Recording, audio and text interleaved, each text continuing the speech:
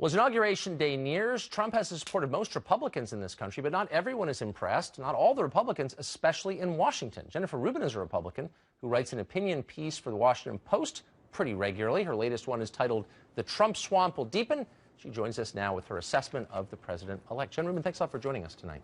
Thank you for having me. So everyone's trying to figure out, how this happened, and the Democratic Party is going through this process where they're trying to decide whether or not to take Trump voters seriously, whether to dismiss them as bigots or to acknowledge maybe there were some legitimate concerns. You are a Republican writing a column on the right for the Washington Post, and I wonder where you are now. I want to read you your assessment, since I read it. I'm from Washington.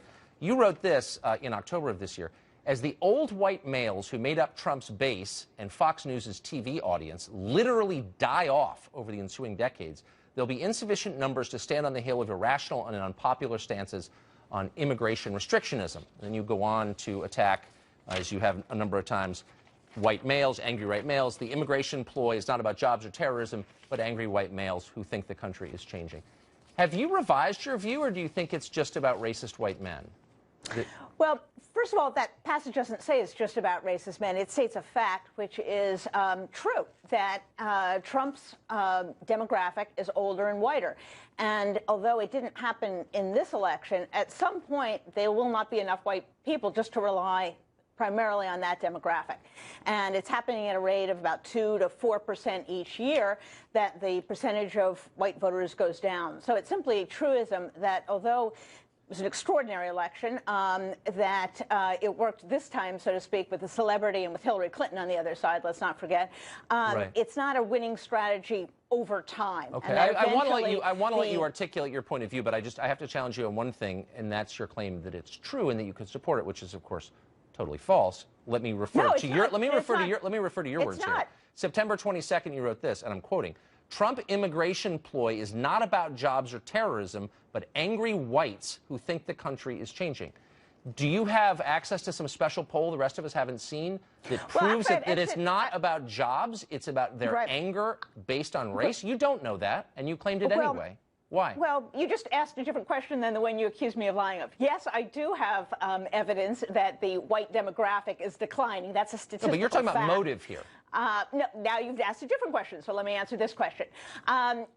When you look at Trump voters in a variety of testing modes, they have more negative attitudes towards African Americans and towards Hispanics. They very strongly support African Americans are not immigrating to the country, so that's not really, it's a different category here. When you say racist, I didn't know that you were referring Let me just, for the third time, read what you said. The immigration ploy is not about jobs or terrorism, but about angry whites. You're saying they're racist. It's not about jobs or terrorism. They're pretending it is. And I'm asking you, do you have evidence for that? Or are you just dismissing them as bigots because you can't imagine another explanation? No, I assume that people are rational, and that, I guess, was a big mistake for this election.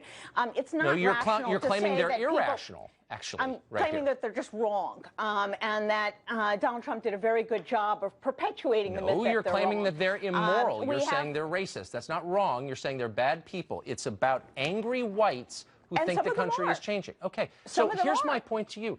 Why would you write something like that in a newspaper without having any fact to back it up? Unless you somehow have access to the inner thoughts of Trump voters, why would you imagine you know their motives? That's my question. We have lots of facts. In fact, people have written entire books this year. There's sociological analysis. So what are your facts? I'm giving you a chance to present them.